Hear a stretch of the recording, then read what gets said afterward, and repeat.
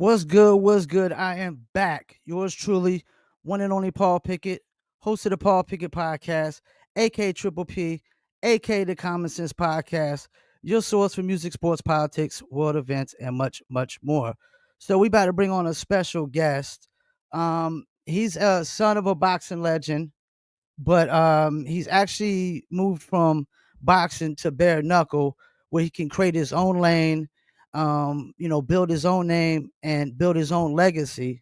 Let's bring on the one and only Robert Duran Jr. What's good, man? What's going on, man? I appreciate you for having me on the show. I appreciate Marcus Suarez for reaching out because you was on my BYB interview wish list, but they never hit me back when I text them. Oh man. Yeah, you was on there, man. You was on my wish list. I saw you was over there. I was like, oh man, I gotta interview this guy. So how you doing? You in Miami, right? Yes, sir. So I want to start here. I saw something that kind of made me think of my childhood. You got Panamanian roots, correct? I am Panamanian and Cuban. Okay. Yeah, I lived in Panama when I was a kid. My stepdad was stationed over there, and just a beautiful country and a beautiful time in my life, man. Yeah, Panama is gorgeous. I've been there twice. Now you got the fight name El Gorilla. Like, who gave you that? Because I know somebody got to give them they fight name. No, I gave that to myself. Oh, you did? Okay. Yeah, just my style, aggressive. Plus, for those who know me, if you see my back is huge, like a silverback. So that I gave myself that name. So you More pretty like a much go more ahead. like What a you about to it's like say? a mental thing. It's like a mentality that I live by. So you was pretty much born into the fight game. Um, but sometimes like people don't like to follow in the father's footsteps. Like, what age did you start to say, "Hey, I kind of want to do this"? I mean, I grew up fighting. I grew up fighting in the streets. And I got to a point where I was like, I might as well do it for money, get paid to do Hmm. it instead of getting in trouble. And so I took that route, and then I started a little bit late in boxing. I started training when I was 25. And then Okay. I turned pro at 29. You know, I, and then it just went from there. I'm like, my father did it. I'm like, let me do it.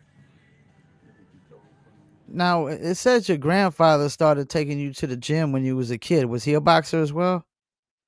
My grandfather, like, he didn't box professionally, but Okay. he took me to the gym because he wanted me to start in it. You know what I mean? He wanted me Yeah. to follow in my dad's footsteps. But as a kid, I wasn't in. My mind wasn't. So you was out just running the street scrapping with everybody. What was that about? Why was you scrapping with everybody? I live in the hood, man. I live in Miami. I lived in the hood in Alapata. You know, Yeah. so you have no choice but to fight every day. And then I moved to New York, right there in Schenectady, next to Albany, and then it was the same thing. You know, Okay. I've always heard cats talk about Schenectady. yes, Schenectady ain't no good, man. Now, being a son of an athlete and an athlete that is well known, do you think it brings on a different kind of expectations? It did in boxing. Okay. Definitely in boxing. At the beginning of my career in boxing, everybody expected me to be, like my dad, fight like my dad, but you can't do that. You're your Yeah. own person. You're gonna do what you do because how you're mechanically programmed. You know, Yeah. so people threw shade on me for that, and then 7 fights in, 8 fights in, it just I stopped worrying about it. I'm Yeah. like, my dad did his thing. Now I'm gonna do mine. That's what I'm gonna focus on is doing my own thing. I mean, you had a good record from boxing for what I see. It says you like 12-3 or 12-4 with 10 KOs. I mean, like getting in the bare knuckle, is that just really just to carve out your own lane? No, I got into a few reasons. One was to carve out my own name, of course, and then Uh-huh. because all the politics in boxing is just so corrupt right now, Yeah. especially when it comes to somebody having a name and not really having like a backup team, like a management.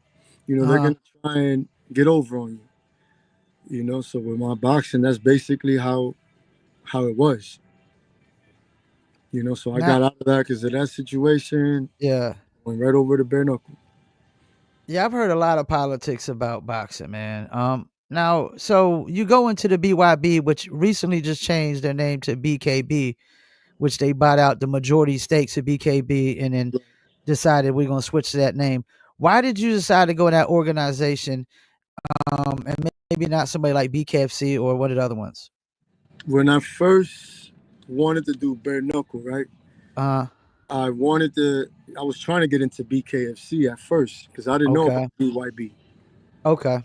But shout out my brother Yuli Diaz, the monster. I reached out to him because I remember he was doing bare knuckle, Mm-hmm. and I told him that I wanted to get into it. He's like, "Hey, come over to BYB. I'll set you up with Mike, and you guys can talk about some stuff." And that's exactly what happened. So he linked me up with them, and here I am now. And they gave you a multi-fight deal, correct? Right. And how many fights did that deal consist of? Are you allowed to tell that? It's four. Uh, 4. Okay, so yeah, you got 2 more left on that contract still? I got one more left. 1 more? Okay. Now, so you go from a boxing ring to this triad ring. Like, Triangle. Yeah. yeah, what is that like?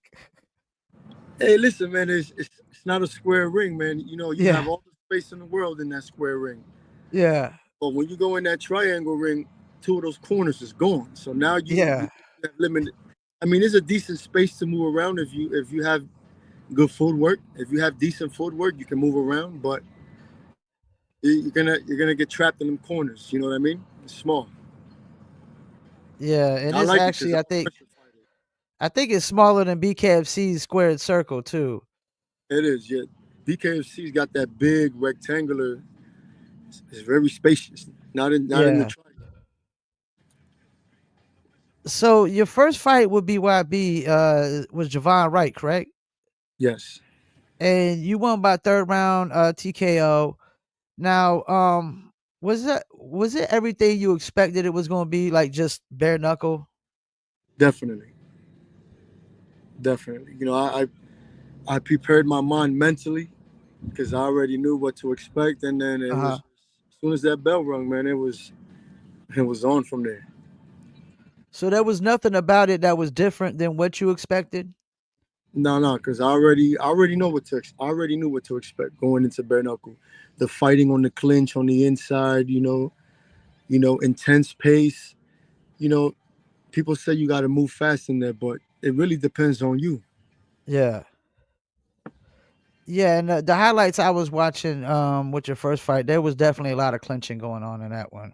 Yeah, from the first round, definitely. So I adjusted from the second round on, and I tried to eliminate the clinching as much as I could. And how important is the clinching like compared to boxing? I mean, in boxing, when you clinch, you can't fight on the clinch. You can break Yeah. away, then fight. In boxing, when you clinch, is really to take a break or to smother your opponent. So they don't hit you. But once in bare knuckle, when you clinch, is to get on the inside and uppercut, hooks, whatever you can land in there.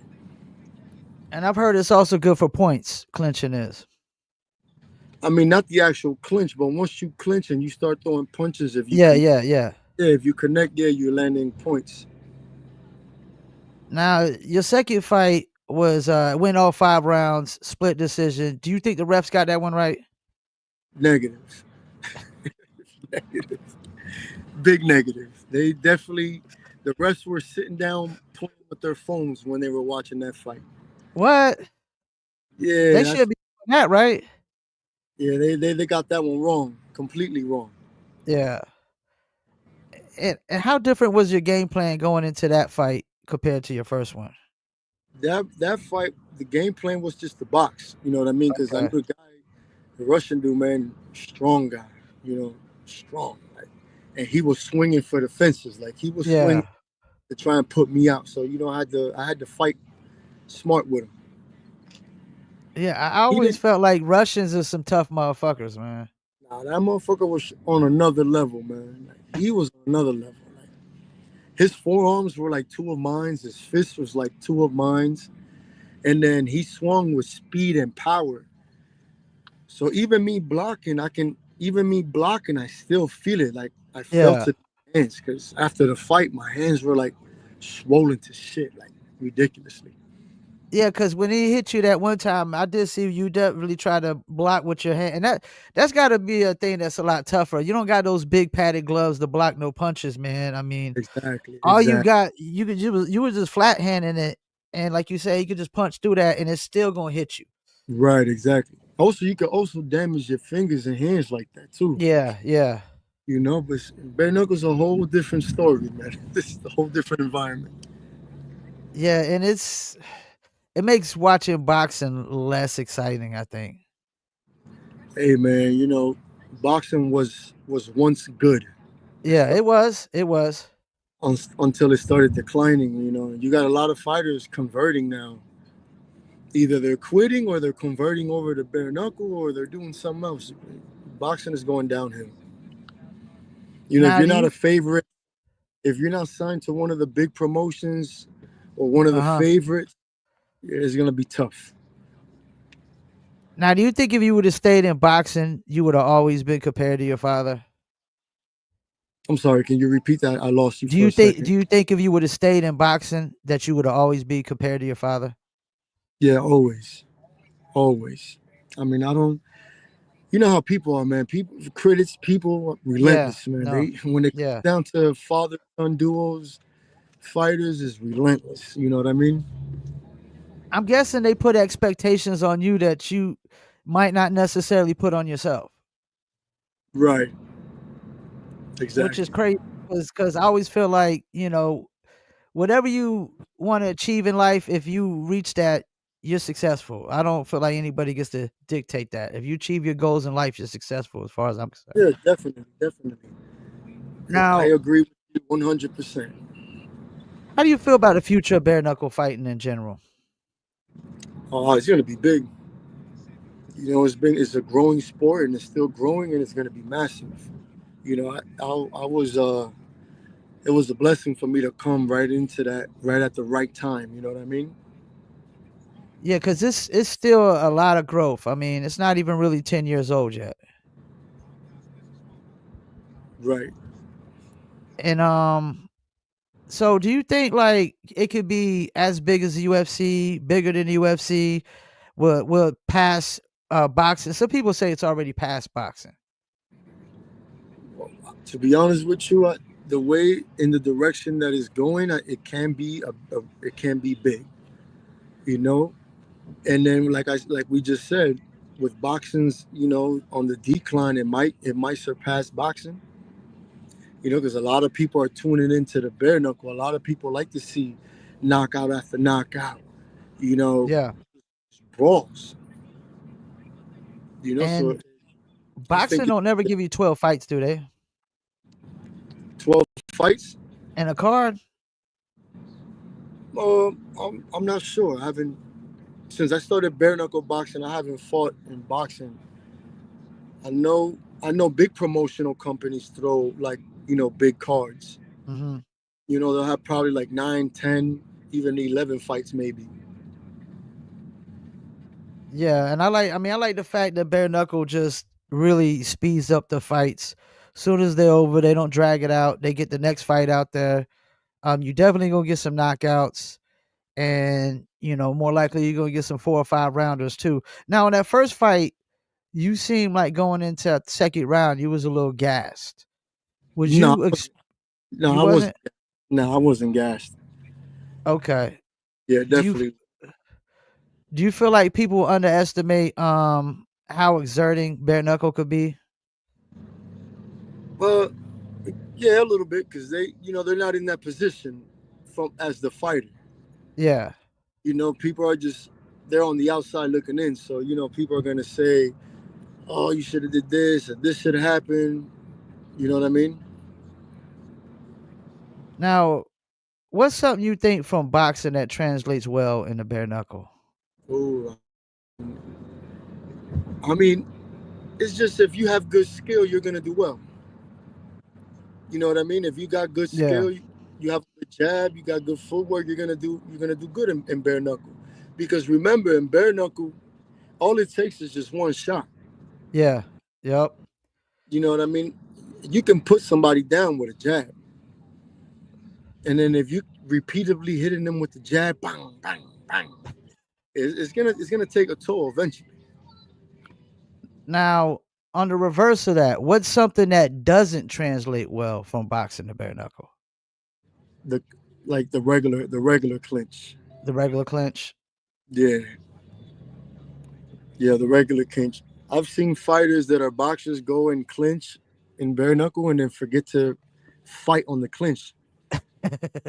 You know, because they're so programmed boxing, Yeah, yeah, and then that'll get them. You know, that'll get them punched up because, like, oh shit, I should have been punching when I was in the clinch. yeah. You know, So that's probably one of those things that boxers aren't expecting when they get over there. Because a guy that's got 2 or 3 bare knuckle fights under his belt, he's gonna know that once he get in the clinch, start throwing blows, and if they Uh, forget, man, that could be a wrap for them. yeah, that's what I'm trying to tell you. That's exactly what I'm saying. That's why when I did my first fight, I mentally prepared myself. Like I know to fight on the clinch. We can fight on the clinch. So when it happens to me, we gonna start exchanging punches on that clinch, so I don't get caught off guard. So can that be a problem? Like you got guys that get in the bare knuckle and then they go fight a boxing match or they go fight an MMA match. Can't that like be a problem sometimes? I mean, like I said, it depends on you, you know, and where your skill set is. Yeah. You know, the type of level of fighter you are. It depends on you. Because I can't speak for everybody. I can speak for me. You know, but it really depends on you. Now, if I'm not mistaken, the guy you fought in your first fight, he owns the belt in your weight class now, right? So the thing was, we fought at super welterweight, 154, Okay. and he moved down to welterweight. So he Okay. moved down to 147, and that's where he won the belt at 147. So you ain't looking to fight in that weight class? I wish, man, because if my body could get back down to 147, I would, but I can't. Yeah, because I would think you would feel confident to be able to win that belt pretty easy, being that you already beat him. Right.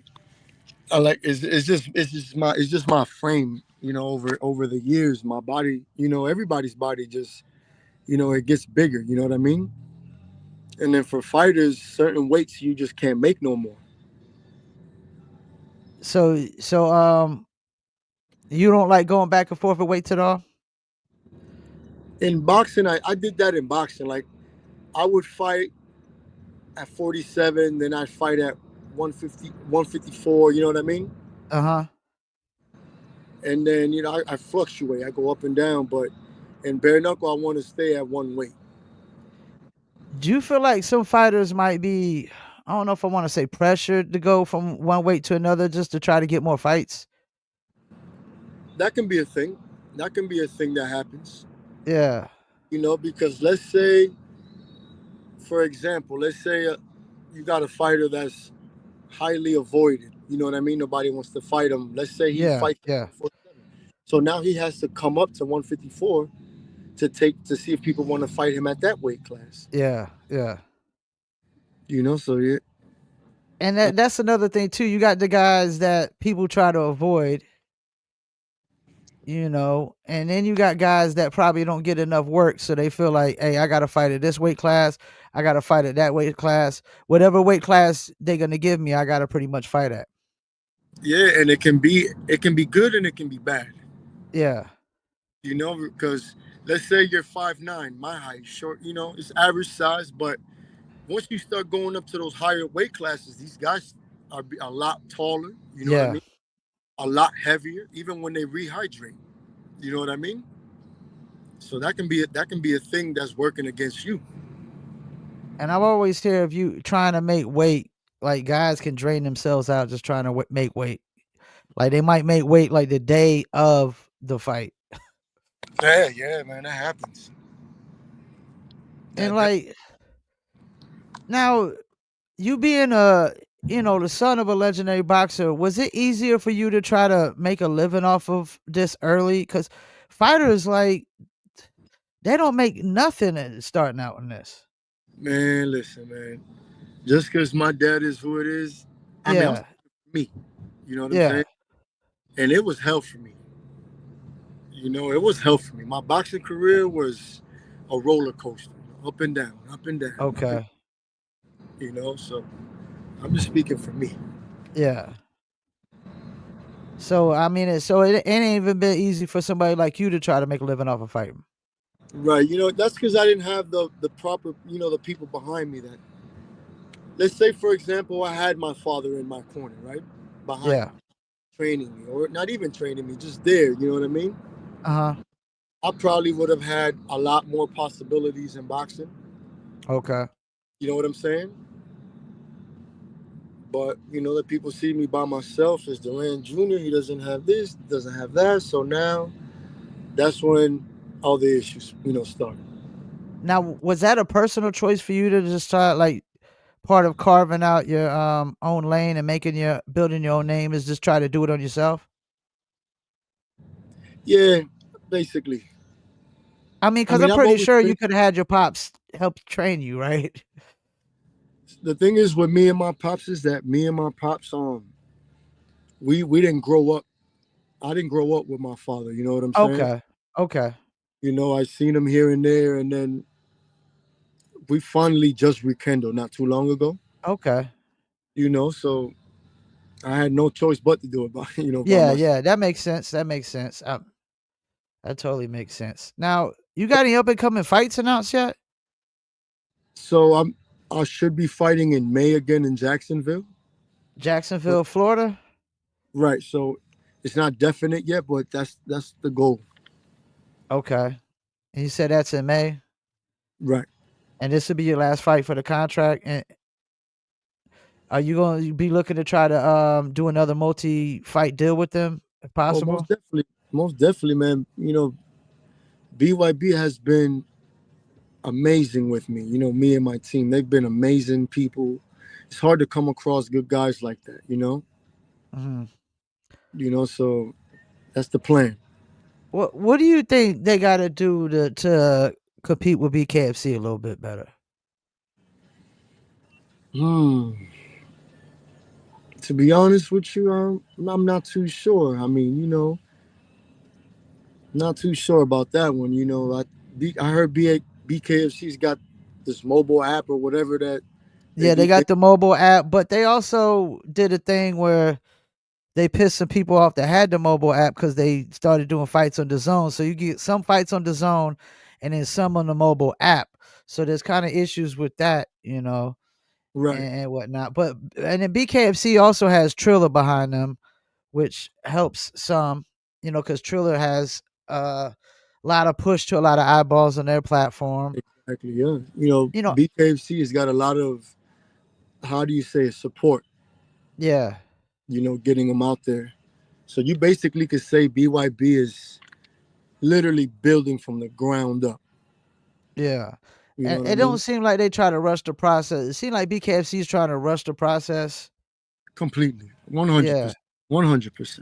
I mean, they did 3 shows in, like, 1 month, like, I think of January, and, BYB seems to, like or BKB actually now tries to spread it out a little bit more, which, puts more focus onto that one show, I would Exactly. think. Exactly. Exactly. I think the thing for me is something about the production of the show that needs to come up or change or something, like, the actual look and feel of the show. Because I've heard like y'all definitely got some of the best bare knuckle fighters in the world over there too. Even though BKFC guys will say they'll smoke y'all every time I bring it up. I always talk about this best of the BYB versus the best of the BKFC. I think that'd be an interesting thing. You know what I'm saying? That was funny. Yeah, no, they nah, cause I just interviewed Ruben Ward recently. He said that they wouldn't smoke y'all. I think Redneck Mandel said the same thing. Oh man, that was funny. Listen, man, we got dogs everywhere to fight. Yeah. The only difference is it's just the name. That's all it is. It's just a name. So who do you got to fight? Who's the guy you got to go after to get the belt in your weight class? I mean, there's a lot of guys out there in my weight class. You said you're did you say super welterweight? Right. So you got that's Liam Reese, right? Who's champion now? Yeah, yeah. Okay. That that'd be a nice one. Now, are you That, into calling the guys out at all? nah, I've never been that type of guy. You know what I mean? This is real arrogant shit that I don't do. Yeah, You know, my BK BYB does that for me. You know what I mean? yeah. When they come to looking for opponents, either accept it or not. You think some guys need to call out guys to get attention? I don't know. It depends on the person. Yeah. You know, I find that as an ego driven thing. Okay. You know, I don't sit there and be calling nobody out, man. Like I don't need to do that. You know, some people do that just to get their attention on them. You know, just to get attention. I'm not with all that attention shit. It is what it is with me. So we'll probably know what in a month or so who your next opponent's gonna be. Maybe because they're working on an April show right now, so they're kind of they're busy. So I'll say about a month, 2 months maybe. And where do they typically stream all these fights? So now we just ventured into, actually we partnered up with Vice TV Oh, now. Vice. Yeah, I heard about that. Yeah, so Vice is gonna be doing all that stuff. And Vice wasn't doing those sports before, were they? I'm not too sure, but I know we just collaborated with them, so we're doing that now with them. So that the next show will probably be broadcasting through there. This show, our show just now in Denver was with them. Okay. Yeah, Okay. our first show in our show in Denver was our first time with Vice now. Now, do you watch the other like the fight cards typically when you're not fighting in them? So like after I fight, Well, no, like just when like you're not on like the Denver one. Did you watch the card or was you there? the Denver card, Yeah, yeah. yeah, I fought in that one. Okay, you fought in that one. Okay. Yeah, What date was that? that was the 22nd of February. Okay. That was this month? I didn't see you on that card. Yeah, that was just recently. It just happened Okay. last Saturday. Yeah, I was on the website. They didn't show nothing about that fight on there. Yeah, we just fought there at the Stockyard Event Center. And you won that one? I did. Second round TKO. Second round TKO. And who was that against? Joshua Sykes. What could you tell us about him?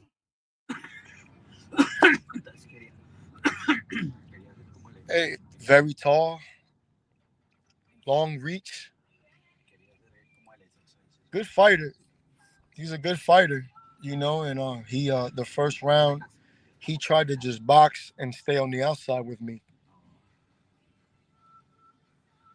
But that's all I know. Yeah, okay. I see it right here now. Yeah, you gotta excuse me, man. I've been so caught up in the BKFC and I've been trying to interview a lot of BKB fighters, man. But like I said, they never hit me back on my wish list. Oh snap! So I just guess I gotta go out and do it myself. I mean, I interviewed Greg Bloom, y'all CEO or whatnot, and I was supposed to interview Mike and a couple other people, but I don't know. I guess they're just too busy or whatnot. So I don't make assumptions. Right, right. So yeah, I was that cat was well he was 3-1. 3-1. He fought. He fought. He did all his fights were in BKFC except for one. He did one one BYB before my fight. Well, damn, congratulations, man. So you 2-1 now, correct? Yes, sir. With two Looking to knockouts. go to 3-1. How many fights you thinking like before you start asking for a title shot? It could be one more fight. It could be two more fights. It could be three more fights. It just depends on God's timing. So you're gonna like are you'll never ask for a title shot, or you're just like if they bring it, they bring it, and they don't, they don't? Oh no, I'll eventually ask for one. Okay. I'll eventually ask for one, but I'm like uh I'm trying to build my how do you say it? This will be my third fight in bare knuckle. I'm Uh-huh. progress in the sport. So you're not really rushing the process at all. Not at all. I'm not rushing the process, but I know where I want to get. And how old are you now? I'm 36. Oh, you still got plenty of time in this sport. Right. Cause I mean one thing I realize is this is like a second shelf life for fighters. A boxer retires, can't really keep up with the fast boxers no more. Hey, you Austin Trout, you go to bare knuckle and you win a belt, Right. MMA guy, not really winning anymore. Hey, you could go to bare knuckle and, go 5-0. True. You know, True. it's definitely created a second shelf life, I think. I think it's gonna extend a lot of fighters' careers and whatnot. I mean, you had Houston Alexander fought that he was 50, even though they're trying to kind of prevent him from fighting. Yeah, my dad fought for a long time too. Yeah, he fought till he was about 50 years. Yeah, 45, 50. Yeah, same thing. And your first fight was actually in the And same spot he fought Hector Macho Camacho. indeed. Like, did that have any kind of extra feelings to it? No, because I didn't know at first until I actually got there. Okay. So when I first got there and I started doing all the interviews and everything, like, yo, your father fought here, Hector Camacho, back in Denver. I'm like, oh, really? Oh, wow. So Yeah. that brought a little bit more of focus, focus and attention to me. So, I mean, what does your pops think about you bare knuckling? He says, you got balls, kid. That's what he tells me. So he wouldn't have been able, he don't think he would have did it? I think he would have. Yeah. My dad he come from the streets fighting as well, bare knuckle. Yeah. I think he definitely would have did it. Now, you saying you fought a lot when you was a kid, that was probably a lot because he wasn't around, you think? And I was just an angry person, man. When I was, Okay. and then a lot of that had to do with my dad not being around too. Yeah, it is what it is. Do you think a lot of fighters are like probably angry people like that found this avenue to kind of like get Releasing. paid to beat people up and do it legally where you don't get locked up for it? I wouldn't say the majority of fighters, but you got a lot of fighters that grow up in different situations of life that are not favored to them. You know what I mean? Yeah. Poor, in and out of jail, hustling, this and that. That'll make a person angry when you don't have nothing. Yeah, cuz bare knuckle, the guys that do bare knuckle, y'all like a rare breed. Y'all probably like a 1% category. Hey man, I'm trying to tell It's you, man, not, this is a different world. yeah, and I do you think a lot of the guys that get into this don't know what they're really getting themselves into? If you don't come mentally prepared, then you're gonna have a tough time coming into the sport. Yeah. You know what I mean? Yeah, and I think being like the greatest bare knuckle fighter is like a whole different. It's a whole different thing, man. It's like it's one thing to say you're the greatest boxer, but if you say the greatest bare knuckle fighter, I mean that's not a dude you want to mess with, man. Yeah, man. So that's a different animal right there. That Yeah, is, yeah, that's definitely king of the jungle right there. Well, before I let you go, man, any shout outs you want to do, man? of course, man. First, thank you for having me on the show. I You know, appreciate you, man. also I want to shout out my coach. David Pena. He's been in my, Okay. my other brother Mark Suarez. The whole BKB staff. Mike, Mel, Dada, Greg, for giving Oh me this yeah, opportunity. and Britton Hart told me to tell you, hey, Who? Britton Hart, Bret Hart, Britton Hart. Britton Hart. Who's that? She's the female strawweight champ for BKFC. Oh, really? Yeah, yeah. She said I told her, I messaged all the bare knuckle fighters, let them know I had you coming on. She hit me back, said, "Oh, I love him." Tell him I said, "Hey, Bret Hart. Tell her I said Britton hi. Hart." Yeah, Yep. yeah. She about to be fighting in that Dubai card they got out there in like April. That's dope, man. Good lucks to her, man. Yep, yep. Well, I appreciate you taking out the time, man. You're more than welcome to come on anytime, man. And shouts out to Marcus Suarez for sending a little video because I was just sitting there. He was like, "You need to interview this guy." I was like, "I've been wanting to, but they ain't hit me back yet." And then he sent the video with you in the car and it's like, "Yo, hit me up." I'm like, "Yo, that's what's up. I'll That's definitely what's let up." her know. Yeah. So next time you have another fight, man, love to have you back on, man. Got you, bro. I appreciate you for having me on, man. All right, enjoy the rest of your day, man. Yes, sir. God bless, and All right, likewise. you too. Peace. Up. Appreciate y'all tuning in with that one. Yeah, man, it looks like Robert Duran Jr. is basically just trying to, carve out his own lane, build his own name, and build his own legacy, which makes sense, man. Because I can only imagine being the son of a athlete that was famous as Roberto Duran. That it's a big shoes to fill, and you get overshadowed. Everybody expects you to be as great as your father or greater than your father, like what's going on with Bronny James and stuff. Like, the people put expectations on you that you might not necessarily put on yourself, so it's got to be a tough pill to swallow, trying to live up to expectations of a, you know, great athlete of a father like that. And not even just athletes, celebrities in general, actors, musicians. When they have kids, everybody just thinking, yeah, their kids should be just as talented as them, when that's not necessarily the case. I mean, look at Michael Jordan's son. They barely made it to play college basketball, and I would argue that they probably only play college basketball because of their last name.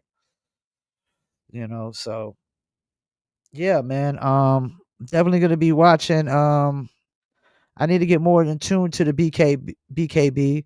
So BYB changed their name to BKB. That's a recent change. They basically bought out majority stake in BKB, which is Bare Knuckle Boxing, which is based out of the UK. So it's now they switched their name over to BKB, and they be doing their thing too. They having a lot of good fights, a lot of good fight cards. I need to kind of tune in more, get more acquainted with the fighters, with what they got going on, man, and whatnot. And you know how I do. I'm very biased to the people I interview, so I definitely would be supporting everything that Robert Duran Jr. does from here on out and whatnot. And hopefully he gets a title shot and can create his own name and build his own legacy. That's not really in the shadow of his father's, because like I said, I know that's got to be a tough thing for a lot of people. Fortunately, I never knew my father committed suicide when I was a kid, and so I only got to live up to my expectations. I only got to fill my shoes. But I want to say shouts out to my man Marcus Suarez for literally setting up this interview, and I need to have Marcus Suarez back on here soon as well. See what he's got going on here in the near future. Before I go though, Um, want to go over some of the B way what we got. BKB, excuse me, has a couple fights coming up here soon. Looks like they got something March 22nd over in England. So definitely check that out. March 22nd, England. And April 4th, they'll be at Myrtle Beach, South Carolina. I'd actually like to try to see if I could get to that as I'm in Fayetteville, North Carolina. And go check that out. That's a BYB 39 Broad to Beach, which will probably be changing to BKB 39 here soon. Then, of course, you got Bare Knuckle Fighting Championship. They got a event coming up literally this Friday, tomorrow, and it's BKC Fight Night, Albuquerque, New Mexico, at the Kiva Auditorium. And of course, you got Keith Richardson against Usmanov as the main event, and that's going to be interesting. You got Eric Dotson versus Van Vo. You got Perez is fighting. You got Wild Bill versus Fields. You got my man Justin Martinez versus Garcia. McElroy versus Jay Jackson, who I interviewed on the show recently. Go check out that interview as well. And Coca versus Ruben Arroyo, who I just interviewed recently as well. Go check out that interview on the Paul Pickett podcast, which is live on Facebook, YouTube, Instagram, and the audio version goes to Spotify, Amazon, Deezer, TuneIn, Stitcher, Slacker, iHeartRadio, Player FM, much, much more. All right, well, we about to wrap it up. Appreciate y'all tuning in. Once again, shouts out to Robert Duran Jr. Make sure y'all go follow him on Instagram and Facebook. And make sure y'all follow him in the BKB. Like he said, he should have a fight coming up in May here soon. And yeah, it's gonna be interesting to see how his career pans out, man. I wish him all the best in the future, and hopefully we get him back on the show. And appreciate y'all tuning in. Peace, and I'm out.